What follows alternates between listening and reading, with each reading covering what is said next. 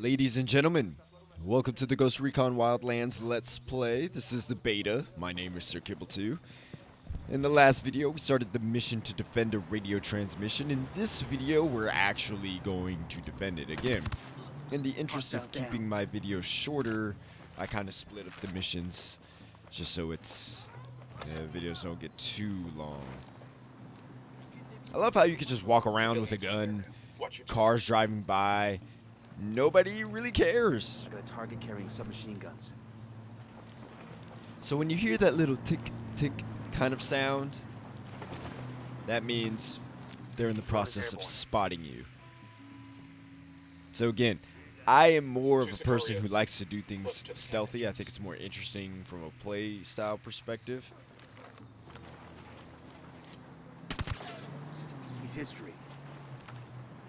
So generally, I'm going to be using drones a lot. I am a fan of the drone. Because it's just so easy. You can just fly up in the air for a little bit, scout the area, mark people, and then get your guys together and a little close to civilians. Do your thing.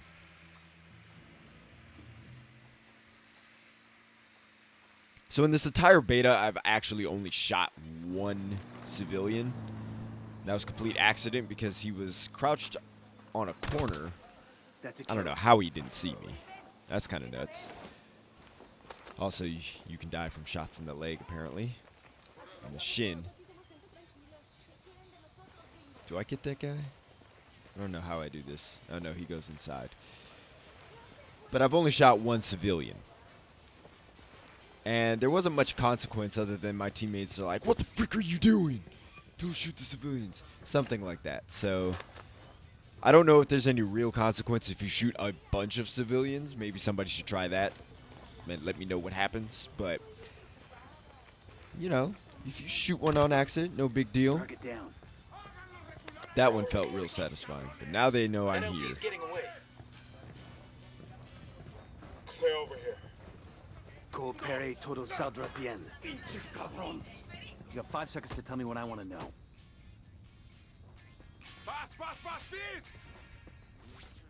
I ain't no snitch, but I'll tell you this one thing. And he didn't tell me anything. And this is where the Ubisoft type of gameplay comes in, where you do something like that. And it's like, come on, guys. Like, are you guys going to make interrogations this rote where there's so many interrogations going on that every time you interrogate someone, it's going to pull up the menu and there's, "I'll tell you what you want to know." Boom. And that's it. Like, that's, I hate it when games do stuff like that. Because it breaks that immersion. Like, it's a cool world. It really is. And when you get into a moment like that, it's just like, oh yeah, I'm playing a video game.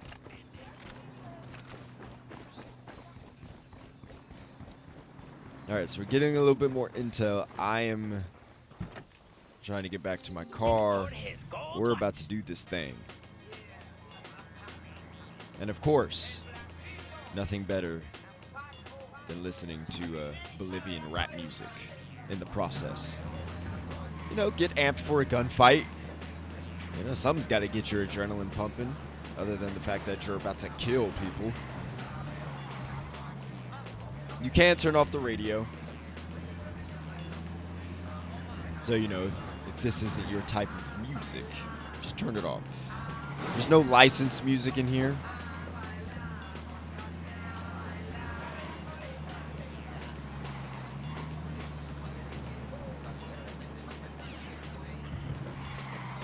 Every once in a while, you will see people on the side of the road.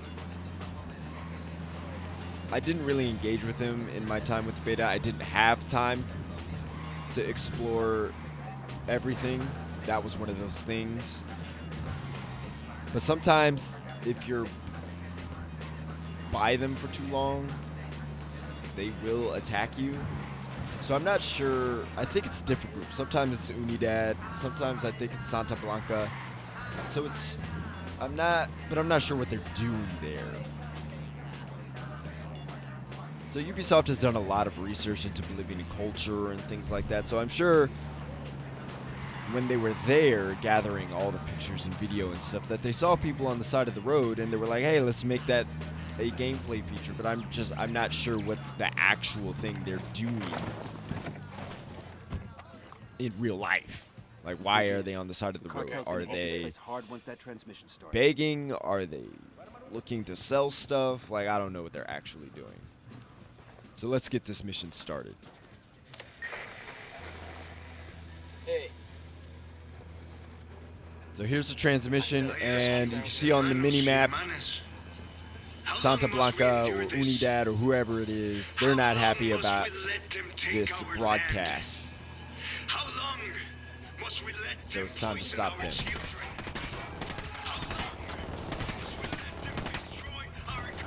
So I'm getting wrecked from all sides. I don't even know where to go. And I'm just... When you do this for the first time, it's like, alright, like I'm getting surrounded from all sides. At what level am I supposed to use my teammates? And when am I not supposed to? You're letting them damage the emitter too much. That emitter's taking too much damage. Compañeros, all of our problems have a single source.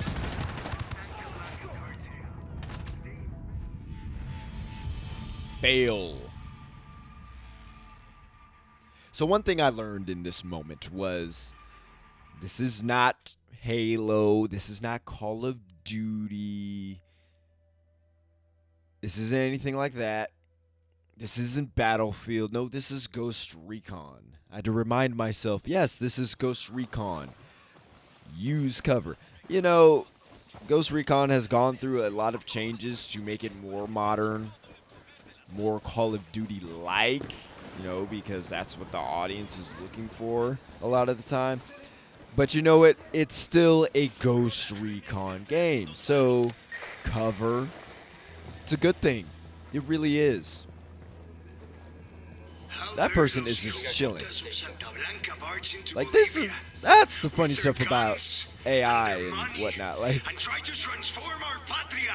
y'all, we're about to go down and you just chilling. And like, I share no responsibility in the matter because I'm not even warning the person. So, you know, like, that kind of stuff is kind of goofy. So I'm trying to take a little bit more cover this time.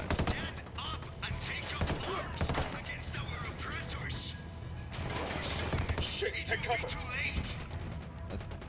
I should throw a grenade here if I'm smart. I am. That goddamn emitter's taking it away from there. Move. What I didn't think about was that that would actually damage the transmitter. Thankfully, it didn't actually destroy the transmitter. But I could have failed the mission based on that mistake. Although it killed like 5 people at once. So I think that was worth. Definitely worth. They enslave us. They make our families disappear. And no one does anything. So you can see on the mini-map, any orange space, I mean, somebody is there. It's just a kind of surrounding area. It's not a direct indicator of exactly their position. So when a car approaches, you can shoot the tires out. You can shoot the drivers through the windows, things like that. There's a lot of ways to use the physics to your advantage. People of Bolivia. Ooh, my God, that's terrible aim. Terrible aim. Don't let these Santa Blanca monsters take another one of And it's like you're just sitting there, bruh. You're just sitting there. That ought to get the rebels fired up. Like, we're going through all this fire and you're just sitting there. Compadre, I may have someone who can give you information on Yuri and Polito. I'm listening. One of my lieutenants managed to escape from them. He fled to a village called Culta.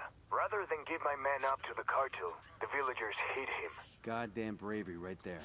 In response, Santa Blanca razed every home and executed all the villagers. Fuck. My lieutenant is still being kept alive. Probably so he can be killed in an even more painful way. Understood. We're heading to Kulta now. Santa Blanca was there. So after that mission ended, I earned something. I earned basically help from the rebels. Mortar strikes for my trouble. So that's the advantage of doing some of these side missions.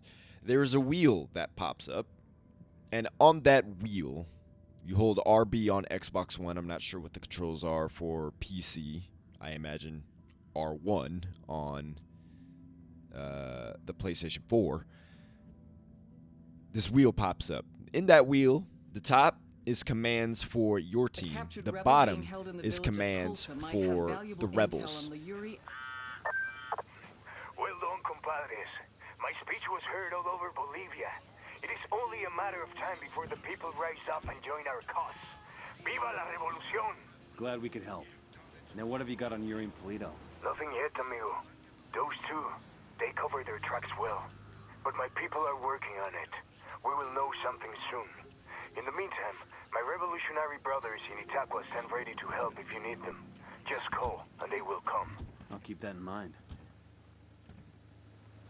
So that's what he's talking about when we're talking about the rebel support. From a gameplay perspective, all you do is bring up the wheel.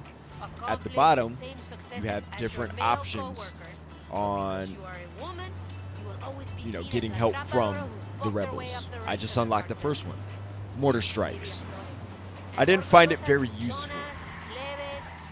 Mostly because maybe because I didn't use it correctly, but when I did use it, which I do try it out in another video, all it did was send a mortar strike exactly on my position. I couldn't actually tell them where to place the mortar strike, and so it ended up being useless because the enemies weren't right next to me.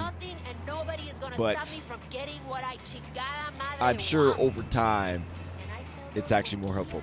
And from what I've heard from other people, that rebel AI, if you recruit some rebels to help you, they just tear through everyone and everything. One could take out everybody. And that's what I'm talking about when you get the AI that's too smart. You don't really have to do anything. Like, it's amusing from an AI perspective. But then after a while, it's like, okay, well, if I don't have to do anything, like, that's kind of boring.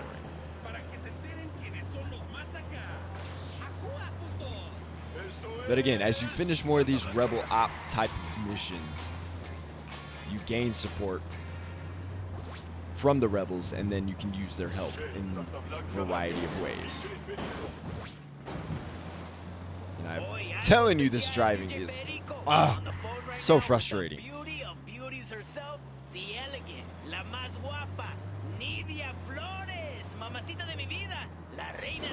You might have seen me drive a lot. This world is legitimately big. It really is.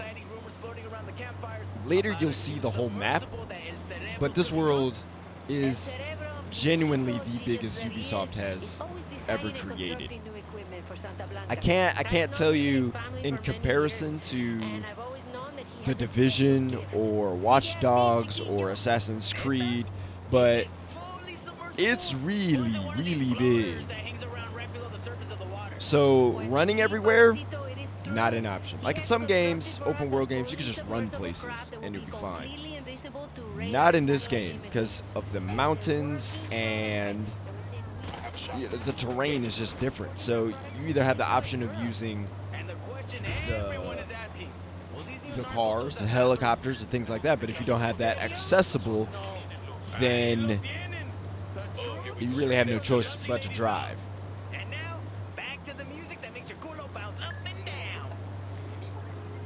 So Unidad has me on alert now. I don't know why. Again, remember that there's these people that stand on the side of the road. That time it was the Unidad. And for whatever reason, I was just driving by. I happened to turn the corner a little slow. They spotted me and they were like, shoot at them. So my crew shot at them back. Now, I don't get why I'm on alert. Like, I wasn't raising any hell or anything like that. I was just driving. So for some reason, the Unidad just have it out for me. And I haven't actually done anything to the Unidad. So it's just kind of one of those gameplay things that just don't make a whole lot of sense. So in the next video, we're going to talk to a rebel prisoner and try to get some information on him. So see you there.